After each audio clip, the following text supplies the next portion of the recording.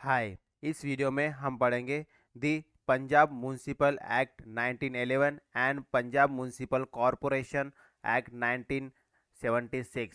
तो इस एक्ट को पढ़ने का ये मकसद है कि जो 74th कॉन्स्टिट्यूशनल अमेंडमेंट एक्ट आया था 1992, इसमें ये कहा गया था कि विद इन 1 ईयर्स जो भी इसके प्रोविजंस है, इस एक्ट के जो भी प्रोविजंस है, 74th कॉन्स्टिट्यूशनल अमेंडमेंट एक्ट के जो भी प्रोविजंस है वो स्टेट को इनकॉर्पोरेट करना है उनके एक्ट में। तो मतलब कि उन ये जो भी प्रोविजन है 74th के उसको ऐड करना है अपने स्टेट एक्ट के अंदर। तो इसमें अभी हम देखेंगे कि उसका स्टेटस क्या रहा है और उसका लेवल क्या रहा है, क्या क्या क्या स्टेट ने उसको अपने जो स्टेट लॉ है उसमें इनकॉर्पोरेट किया है या नहीं, उसको हमें मेनली जानना है।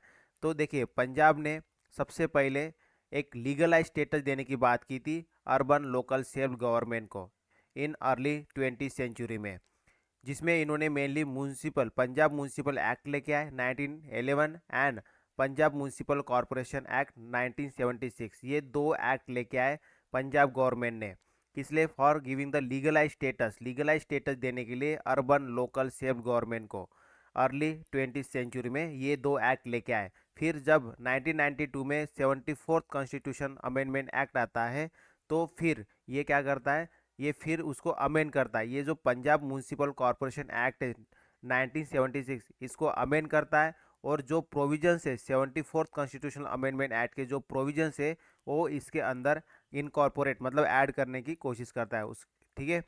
देन इसको ऐड मतलब इसको इनकॉर्पोरेट करने की कोशिश करता है।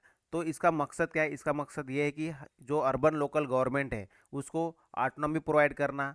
देन मिनिमम इंटरफेरेंस होना चाहिए स्टेट गवर्नमेंट का इस अर्बन लोकल सेल्फ गवर्नमेंट के अंदर, स्टेट का मिनिमम इंटरफेरेंस होना चाहिए जो भी डे टू डे फंक्शनिंग होती है इस अर्बन लोकल सेल्फ गवर्नमेंट के अंदर, तो इसमें मिनिमम इंटरफेरेंस होना चाहिए स्टेट गवर्नमेंट का।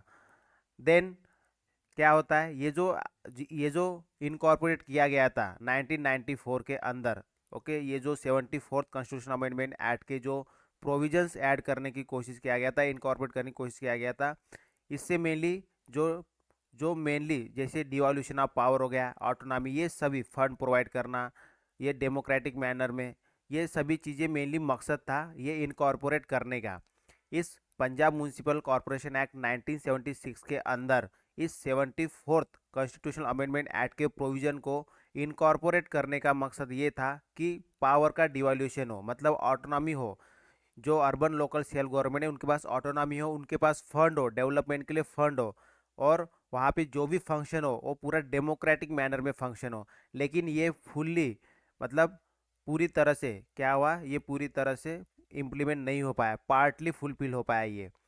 तो इससे क्या हुआ मेनली, जो इस ये पार्टली क्या हो गया मेनली, ये 74th कॉन्स्टिट्यूशन अमेंडमेंट एक्ट के प्रोविजन ऐड करने के बाद भी ये जो मकसद था कि devolution of power, autonomy, fund, ये क्या हो गया, पार्टली फुलफिल हो गया because of so many reason. जैसे कि इनके पास क्या था, कोई मैन पावर नहीं था, ऐसे कोई स्किल मैन पावर नहीं था अर्बन लोकल सेल गवर्नमेंट के पास, नाइदर कोई स्किल मैन पावर था और नाइदर वो इतने इम्पावर्ड किया गया था कि वो अपने खुद डिसीजन ले सके। उसके बाद उनके पास कोई प्लान प्रिपेयर करने के लिए ऐसे कोई स्किल मैन पावर नहीं था, मैनेजमेंट और एडमिनिस्ट्रेटिव कैपेबिलिटी काफ़ी ज़्यादा कमज़ोर थी, और उसके बाद जो टेक्नोलॉजी थी उनके पास वो भी आउटमॉडेड थी, मतलब आउटडेटेड थी मेनली। फिर फंड की बहुत कमी थी इनके पास, इन एडेक्वेट इंफ्रास्ट्रक्चर था, सफिशिएंट इंफ्रास्ट्रक्चर नहीं था। उसके बाद जो इनकी सर्विस डिलीवरी थी, लोगों को जो सर्विस प्रोवाइड की जाने वाली थी या की जा रही थी वो क्या थी, इनसफिशिएंट थी। तो इस तरह से जो अर्बन पुअर थे और जो वल्नरेबल सेक्शन थे सोसाइटी के, वो क्या हो गए, काफ़ी ज़्यादा सपोर्ट हो गए। तो उनको काफ़ी ज़्यादा इश्यूज आ गए, जैसे उनके ग्रोथ से लेके हो गए, या जैसे जैसे पॉपुलेशन बढ़ रहा था, तो इसके वजह से मेनली काफ़ी ज़्यादा दिक्कतें हुई है। तो इसीलिए ये पूरी तरह से जो 74th कॉन्स्टिट्यूशन अमेंडमेंट एक्ट के जो प्रोविजंस है, जो इसमें पंजाब के अंदर जो पंजाब म्यूनिसिपल कॉरपोरेशन एक्ट 1976 के अंदर इनकॉर्पोरेट करने की कोशिश किया गया था, वो पूरी तरह से सक्सेसफुल नहीं हो पाया because of all this reason. Okay, skill manpower नहीं था, मैनेजमेंट और एडमिनिस्ट्रेटिव कैपेबिलिटी सही नहीं थी, टेक्नोलॉजी अच्छी नहीं थी, फंड की कमी थी, इंफ्रास्ट्रक्चर बहुत कमज़ोर था, इनकी जो सर्विस डिलीवरी थी वो इनसफिशिएंट थी। तो इस तरह से मेनली ये दिक्कतें थी। और मेजर इशू क्या थी, एक तो ग्रोथ बहुत बढ़ रहा था, मतलब पॉपुलेशन बहुत बढ़ रहा था, क्योंकि जो माइग्रेशन है जो मेनली रूरल एरिया से जो अर्बन एरिया की तरफ जो मूव हो रहे थे वो काफ़ी ज़्यादा थी, तो इसीलिए पॉपुलेशन बढ़ रही थी। और जो भी डिलीवरी थी, सर्विस डिलीवरी मेनली जो बेसिक जैसे वाटर सप्लाई हो गया, सीवरेज हो गया, वेस्ट मैनेजमेंट, ये काफ़ी ज़्यादा कमज़ोर थी, पुअर थी। तो और दूसरी चीज़ क्या है, जैसे इंफ्रास्ट्रक्चर हो गया, हाउसिंग हो गया, रोड हो गया, ट्रांसपोर्टेशन, ये भी काफ़ी कमज़ोर था। तो इस वजह से ये जो 74th कॉन्स्टिट्यूशनल अमेंडमेंट एक्ट के जो जिस मकसद से लेके आया था, ठीक है, कि हमें क्या करना है, ये जो अर्बन लोकल सेल्फ गवर्नमेंट है इसको हमें ऑटोनॉमी प्रोवाइड करना है, इन्हें हमें पावर देना है, इनको हमें फंड देना है ताकि वो अपना डेवलपमेंट कर सके। तो ये सभी चीज़ें नहीं हो पाया है। और ये जो म्यूनसिपालिटी से रिलेटेड जो भी फंक्शंस है अर्बन लोकल सेल्फ गवर्नमेंट के, इसको संविधान के 12th शेड्यूल के अंदर ऐड किया गया है। 12th शेड्यूल के अंदर लिस्ट प्रोवाइड की गई कि आपके कौन से फंक्शन है, और लिस्ट के द्वारा इनको बताया गया। अब देखिए क्या हुआ, मेनली यहाँ पे जैसे पंजाब के अंदर कुछ इंपॉर्टेंट बॉडीज थी, जो जैसे water supply and sewerage board, जो मेनली वाटर सप्लाई का काम देखती थी। उसके बाद जो Punjab urban planning and development authority थी, जो मेनली अर्बन की प्लानिंग इस तरह से देखती थी। तो ये अथॉरिटी क्या कर रही थी, मेनली डाइल्यूट कर रही थी पावर को, किसके, अर्बन लोकल सेल्फ गवर्नमेंट के। तो इसीलिए ये पूरी तरह से फंक्शनिंग मतलब ऑटोनॉमी टाइप काम नहीं कर रहा था ये जो अर्बन लोकल बॉडीज है, क्योंकि यहाँ पे ओवरलैपिंग ऑफ फंक्शन हो रहा था। यही फंक्शन इनको भी दिए थे और सेम फंक्शन इन बॉडीज़ को भी दिए गए थे, water supply and sewerage board को और अर्बन जो Punjab urban planning and development authority है इनको भी। तो इनको भी यही फंक्शन दिए गए थे। तो इसीलिए जो पावर का एक तो डाइल्यूशन हो रहा था और ओवरलैप हो रहा था अथॉरिटी का और फंक्शन का। तो फिर मेनली इनको क्या, जैसे स्टेट गवर्नमेंट है, ठीक है, तो इन्होंने ये कहा कि power to impose taxes is still exercise by the state government. तो देखिए जो पावर था मेनली जो अर्बन लोकल गवर्नमेंट था उनको पावर दिया गया था कि आप टैक्सेस भी इम्पोज कर सकते हैं, लेकिन अभी भी पावर किन के पास था, ये स्टेट गवर्नमेंट के पास था। और इसमें जो म्यूनसिपालिटीज़ थी इनका कोई इसमें पार्टिसिपेशन नहीं था फॉर द इम्पोजन, मतलब जो कि मेनली जो इम्पोज किए जा रहे थे टैक्सेस या जो लेवीज किए जा रहे थे, कलेक्ट किए जा रहे थे, इसमें कोई भी म्यूनसिपालिटीज़ का कोई पावर मतलब कोई पार्टिसिपेशन नहीं था। स्टेट गवर्नमेंट अकेला ये पावर इम्पोज करता था। तो इस तरह से mainly 74th constitutional amendment act आने के बावजूद भी अभी भी जो पंजाब स्टेट है उसमें पूरी तरह से ये प्रोविजंस थे 74th के, इसको इम्प्लीमेंट नहीं किया जा रहा था। देन उसके बाद 6 स्टेट का फाइनेंस कमीशन आता है। फाइनेंस कमीशन मेनली फाइनेंस से रिलेटेड बातें करता है। तो इसने अपनी रिपोर्ट दिया है। रिपोर्ट में ये कहा कि जो स्टेट गवर्नमेंट है उसने अभी तक जो फंड है लोकल बॉडीज़ के लिए वो मतलब अभी तक इन्होंने रिलीज़ नहीं किया है। जैसे 2011-12 से लेके 2019-20 तक, मतलब ये पूरे डिकेड में इन्होंने फंड को रिलीज़ नहीं किया, ये बता रहा है मेनली ये जो स्टेट फाइनेंस कमीशन है इनकी रिपोर्ट बता रही है।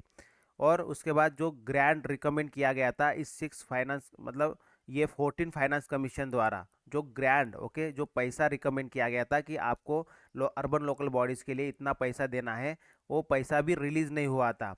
ये कौन बता रहा है, ये 6 स्टेट फाइनेंस कमीशन की रिपोर्ट बता रही है कि जो 14th यूनियन फाइनेंस कमीशन ने जो कहा था ग्रांट देने के लिए, वो भी मतलब रिलीज़ नहीं हुआ है।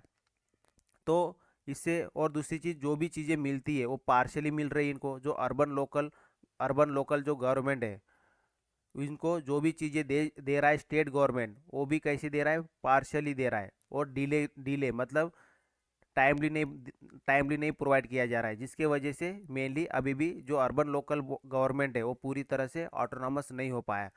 तो ये जो स्टेट फाइनेंस कमीशन है उन्होंने एम्फेसाइज किया कि हमें ऐसा मैकेनिज्म बनाने की ज़रूरत है जिसके जरिए हम इम्प्लीमेंट कर सके जो भी इनके मतलब ये जो स्टेट फाइनेंस कमीशन जो मतलब 6 स्टेट फाइनेंस कमीशन है, इसके जो भी रिकमेंडेशन को एक्सेप्ट किया जाएगा उनको एक तो उनको क्या करना चाहिए, उनको इम्प्लीमेंट करने के लिए एक मैकेनिज्म बनाना चाहिए, जिससे कि जो जो भी फंड दिया जा रहा है, जो भी ग्रांट दिया जा रहा है अर्बन लोकल बॉडीज़ को, वो प्रोवाइड किया जा सके, उसका मॉनिटरिंग हो जाए। इस टाइप से ऐसे मैकेनिज्म बनाना चाहिए, सो दैट अगर इनको फंड प्रोवाइड किया जाता है तो ये क्या हो जाएंगे, ये स्ट्रांग हो जाएंगे, अपनी ऑटोनॉमी खुद मतलब खुद अपना गवर्नमेंट चला सकेंगे। तो इसलिए इनको प्रॉपर्टी टैक्स, यूज़र टैक्स और इस टाइप से अलग अलग टैक्सेस प्रोवाइड करने की मतलब इनको लगाने की पावर देना चाहिए, सो दैट वो अपना जो फिजिकल परफॉर्मेंस है, जो फाइनेंशियल परफॉर्मेंस है, ठीक है, उसको एकदम मजबूत तरीके से कर सके और अच्छे से ऑटोनॉमिकली इंडिपेंडेंटली कर सके। तो ये था मेनली जो पंजाब का municipal act 1911 and 1911 and Punjab municipal corporation act 1976। Okay, किस तरह से इसमें 74th कॉन्स्टिट्यूशनल अमेंडमेंट एक्ट के प्रोविज़न को ऐड करते हुए भी क्या हो रहा था, मेनली बहुत सारी दिक्कतें आ रही थी। तो ये सभी हमने इस वीडियो में जानने की कोशिश की। तो ये था mainly status and level of the Punjab municipal law with the 74th constitutional amendment act 1992। In the next video we will going to cover the Karnataka municipal act 1964 and Karnataka Municipal Corporation Act 1976. So that's all for this video. Thank you. Bye bye.